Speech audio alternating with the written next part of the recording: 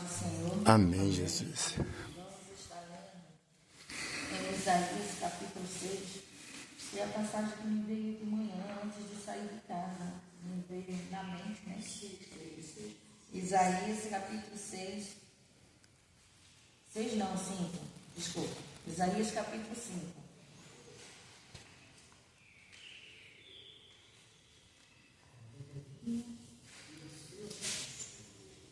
Isaías capítulo 5 tem como epígrafe a parábola da vinha.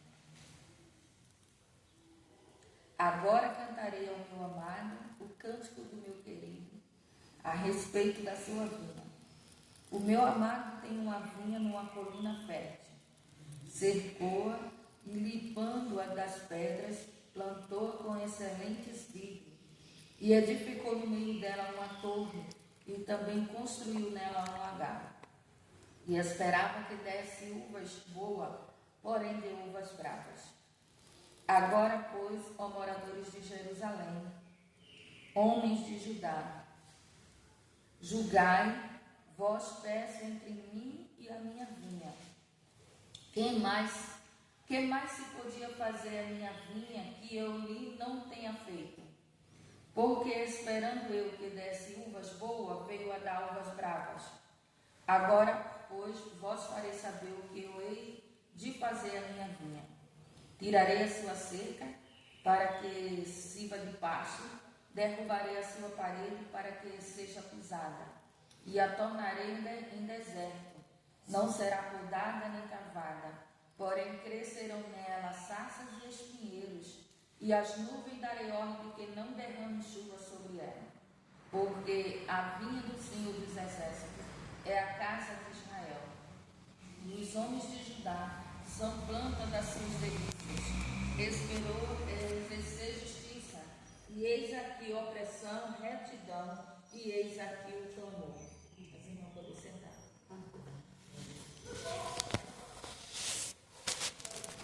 Essa passagem de Isaías é uma parábola. Em algumas outras traduções está falando que é um poema, que é um cântico. E aqui Isaías ele começa a cantar, porque já começa o texto dizendo: agora cantarei ao meu amado o cântico do meu querido a respeito de sua vinha. Aqui é um vinhateiro, ele chega, ele planta a vinha. E Israel ele era retratado como uma vinha. A gente vamos ver quando os espias eles foram em Canaã, e Moisés disse que trouxesse alguns frutos da terra. E o que se destaca é o cacho de uva, que os espias ele traz, e era um cacho tão grande que precisou de 2 homens para trazer aquele cacho de uva. Era uma terra fértil, era uma terra que o que plantasse ali produzia, dava bastante. Foi a terra que Deus prometeu a Abraão, a sua descendência. E a gente vamos ver que em Israel, se não tivesse a colheita da uva, era sinal de lamento, era sinal de tristeza. Porque na colheita da uva se tinha alegria, se tinha cântico, se tinha júbilo, se tinha festa na colheita da uva. Então, se não tinha colheita da uva, era sinal de lamento. Porque se não chovesse em Israel, é uma terra que dependia da chuva para poder produzir. Então, tinha 2 chuvas, a temporã e a seródia.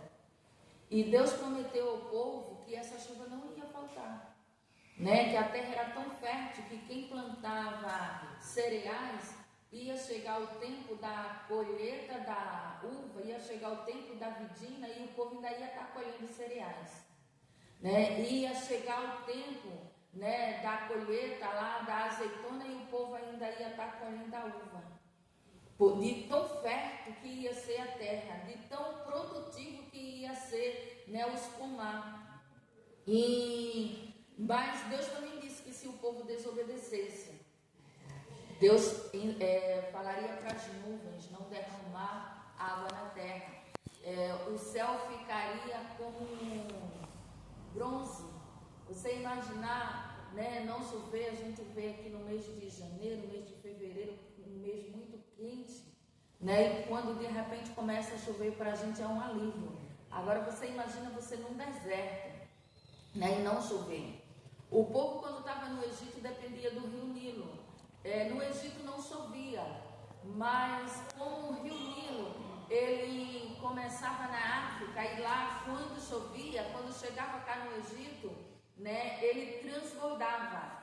E o povo, por isso que o povo adorava o rio Nilo, porque quando o povo do Egito olhava para baixo, né, via água embaixo, eles não via chover. Mas Deus disse a Israel, ao povo hebreu, que eles iam olhar para cima, ia ver a água cair de cima, né? O povo não ia depender do rio Nilo, o povo ia depender da graça de Deus, né? E quando o rio Nilo ele transbordava, o povo já tinha lançado as suas sementes, né? É por isso que lá Salomão ele fala: lança o teu pão sobre as águas, né? Era lançar a semente sem saber se o rio ia transbordar ou não, mas tinha que lançar, que era para quando ele transbordasse, que a água secasse, né? O rio ele deixava ali uma proteína ali, um limo ali, né? E através dali era que a semente ela brotava. Não era esperar o rio transbordar, tinha que lançar antes. Agora, se ia dar colheita ou não, aí dependia de Deus, né? Se mandasse chuva. Então, Israel, né? Deus disse para ele: olha, se vocês forem obedientes, se vocês me obedecerem, vocês vão ter fartura. Mas para isso tem que ter obediência. Se vocês obedecerem às leis, se vocês desobedecerem, a primeira coisa que eu vou fazer é não mandar chuva. Se não tem chuva, não tem colheita, né? E Israel é retratado como uma vinha. E a gente vai ver isso no Salmo, no salmista, ele fala sobre isso, né? O Salmo 80 é a oração por restauração, né? O título diz assim: para o cantor sobre Sozani, Edute e Salmo de Asaf. Então é um salmo, né, do salmista Asaf. E ele começa a fazer uma oração, né, no capítulo 80. Aí no 8 ele diz assim: trouxeste uma vinha do Egito, lançaste fora as nações e a plantaste, preparaste-lhe um lugar e fizeste com que ela deitasse as raízes e enchesse a terra. Os montes foram cobertos de sua sombra e os seus ramos se fizeram como os formosos cedros. Ela estendeu as suas ramagens até o mar e os seus ramos até o rio. Porque quebraste então os seus vassalos, de modo que todos que passam por ela a vidinam, o javali da selva a devasta e as feras do campo a devora. Aqui o salmista ele estava retratando o que Israel estava passando, né? O povo tinha pecado e é uma oração que ele faz e ele diz assim: Deus visita essa vinha, né? Agora, ó Deus dos exércitos, 14, volta-te, nós te rogamos, atende dos céus e vê e visita esta videira, né? Porque Israel, nesse contexto aqui, estava passando por algum cativeiro e o salmista ele começa a orar dessa forma, né? A videira que a tua destra plantou e o ramo que fortificaste para ti, né? Está queimada pelo fogo, está cortada, pereceu pela repreensão de tua face, né? O povo tinha desobedecido e agora o salmista estava ali orando, pedindo a Deus que visitasse a vinha. Por quê? Porque ele era o vinhateiro, a vinha era dele, ele era o dono. Então ele fazia com a vinha aquilo que ele queria. É verdade. E o profeta Isaías, né, ele vem falar sobre a vinha, ele vem retratar sobre a vinha. Nessa vinha ela tinha sido plantada numa terra fértil, né? Secou, limpando estas pedras, plantou com excelente vida, era uma vinha de boa qualidade, né? Limpando as da pedra, essas pedras era o povo cananeu e o povo que Deus tinha expulsado ali, porque Israel, né, quando ia à luta, eles venciam porque Deus ia na gente, né? E plantou com excelente vide, edificou no meio dela uma torre. Essa torre era uma torre de vigia, e quem vigiava a vinha era o próprio Deus, porque Deus morava ali em Canaã junto com o seu povo, né? Quando a gente começa a estudar o Pentateuco, a gente vê aquelas leis que às vezes, quando a gente não entende, a gente acha até um absurdo. Mas quando a gente passa a compreender, por que tinha toda aquela lei? Porque o próprio Deus morava no meio do povo. Então Deus sempre lá em Levítico, Deus vai dizer assim: olha, sede santo, porque eu sou santo. Se vocês pecam, eu me afasto de vocês, porque eu não posso habitar no meio de um povo que está na idolatria, que está na apostasia, de um povo obstinado. Vocês têm que ser santos, vocês têm que obedecer, né? E a torre, ele construiu essa torre, e ele próprio era o vigia dessa torre. E também construiu nela um lagar, que era onde o povo, quando colhia a vinha, ia para lá, né, para processar aquela vinha.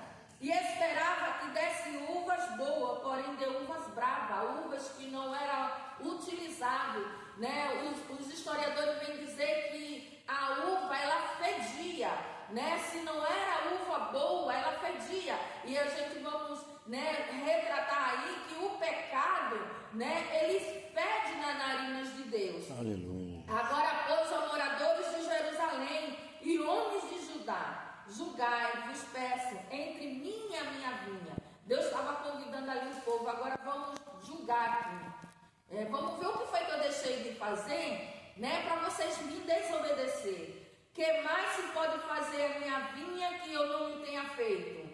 Né? Eu já fiz de tudo. Mas o que é que está faltando? Eu preciso que vocês falem aquilo que está faltando, porque não estava faltando nada. Mas o povo estava na apostasia. O povo tinha deixado de oferecer sacrifício a Deus. E quando oferecia, pegava ali as ovelhas, pegava ali os animais que era manco, que era cego, que estava com defeito, e ia oferecer a Deus. É tanto que em Malaquias ele diz assim: leva esses animais lá para os príncipes e vê se eles querem. Eles não vão querer. E vocês acham que Deus também vai querer? Né? Porque não era o sacrifício em si, né? Era a obediência. Porque se você está oferecendo o sacrifício, é porque você desobedeceu. Por isso que o profeta Samuel disse: é melhor obedecer, porque o que Deus quer é a obediência. Aleluia. E agora, nele continua: porque esperando eu que desse uvas boas, veio a dar uvas bravas. Agora, pois, vos farei saber o que eu hei de fazer a minha vinha. Ele está dizendo assim: olha, eu fiz tudo, não deixei de fazer nada. Agora eu vou dizer para vocês o que eu vou fazer com vocês, já que vocês me desobedeceram. Tirarei a sua cerca. Em algumas traduções está falando da ceba, né, que é cerca viva. Né, que às vezes a gente passa por alguma fazenda, né, algum sítio, e a gente olha, a cerca é uma cerca viva, é planta que está plantada ali, delimitando ali, né, o território. E ele diz assim: atirarei a cerca viva. Essa cerca era o próprio Deus, para que sirva de pasto. Se tira a cerca, os animais vão entrar, vai destruir o que tem lá dentro. Derrubarei a sua parede, para que seja pisada. A gente vê que os muros de Jerusalém foi derrubado. A gente vai ver lá Neemias reconstruindo o muro. E a tornarei em deserto, uma terra que era fértil, né? Uma terra que tinha um povo, agora se torna em deserto, porque o povo foi levado para o cativeiro. Derrubarei a sua parede e tornarei em deserto. Não será podada nem servada. Né? No tempo, se uma vinha ela não fosse podada, quando as pessoas passavam por ela, sabiam que o dono tinha abandonado. Né? A gente vamos ver no sábado, né, que Deus disse assim: olha, 7 dias, no 7º descansa. Então tinha 7 anos também. Não tinha 6º ano, no 7º ano o povo tinha que descansar, o povo não era para fazer nada. E Deus disse assim: aí a vinha não é para ser podada também. Nem é para podar a vinha e também não é para comer dela, porque a vinha sem ser podada, né, estava retratando ali que ela foi abandonada. Então no 7º ano o povo não podia podar a vinha. E Deus diz assim, não será podada nem cavada, não será colocada adubo, ela não será tratada. Porém crescerão nela sarças e espinheiros, e as nuvens darei ordem que não derrame chuva sobre ela.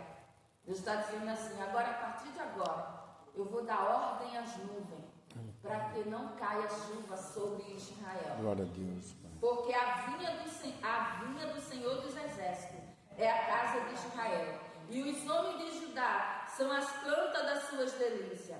Esperou que exercesse justiça, e eis aqui a opressão, retidão, e eis aqui o clamor. Os próprios juízes, os próprios anciãos e sacerdotes tinham se corrompido, eles não estavam julgando da forma que Deus disse que era para julgar. Ele estava oprimindo aquele que era o menor, eles estavam enriquecendo, tomando as terras, os gados do povo, e Deus disse assim, olha, esperou que exercesse justiça, e eis aqui a opressão. Deus disse assim, olha, não é para fazer distinção de pessoas, se ela é rica ou pobre, você tem que julgar todos iguais. E ali o povo estava oprimindo o povo de Israel, aqueles que eram para exercer justiça estavam oprimindo o povo, retidão, e eis aqui o clamor, o clamor do pobre, do necessitado, aquele que estava passando por necessidade por causa da negligência dos juízes, dos anciãos, dos sacerdotes. E Deus disse assim, agora é isso que eu vou fazer com vocês. E quando a gente continua lendo o profeta Isaías, a gente vai ver que o povo foi levado cativo, o povo foi levado para a Babilônia, porque o povo desobedeceu a Deus. Não era isso que Deus queria, não foi isso que Deus tinha prometido ao povo, mas por causa da desobediência, Deus disse, da mesma forma como eu fiz com o povo cananeu, que expulsei da terra de Canaã, por causa da sua iniquidade, por causa da sua idolatria, se vocês fizerem o mesmo, eu também expulso vocês também dessa terra, porque a terra é minha, ela pertence a mim, e se vocês me desobedecerem, eu também tiro vocês dessa terra. Mas a misericórdia de Deus, ele ainda deixou um rebento, pela misericórdia de Deus, ele ainda permitiu que o povo de Judá voltasse, mas os cativeiros das 10 tribos do reino do norte, elas não voltaram mais, a nação de Israel, que eram as 10 tribos do rei da Síria, quando levou cativo, essas tribos não voltaram mais, mas a tribo de Judá e a tribo de Benjamim, pela misericórdia de Deus, por causa da promessa que ele tinha feito, o povo ainda voltaram para Jerusalém. Mas que nessa manhã nós podemos vir obedecer a Deus, porque é melhor obedecer, porque aí ele vai mandar a chuva no seu tempo certo, mesmo que venha as diversidades, mas ali no momento certo a chuva vai chover na sua vida, tanto material como espiritual, mas você tem que obedecer. Israel passou por isso aqui por causa da desobediência de Israel, e Deus ele diz assim, olha, vou dar ordem às nuvens, e as nuvens obedeceu a Deus, porque Deus, quando ele dá ordem à natureza, a natureza ele obedece, ela obedece. Nós é quem não obedecemos. Deus dá uma ordem para nós e nós desobedecemos daquilo que Deus tem dado a ordem. Mas quando Deus dá ordem à natureza ela obedece. Mas que nós venhamos ser obedientes ao Senhor, para que nós não podemos passar por essa situação que Israel passou. E eu agradeço a oportunidade.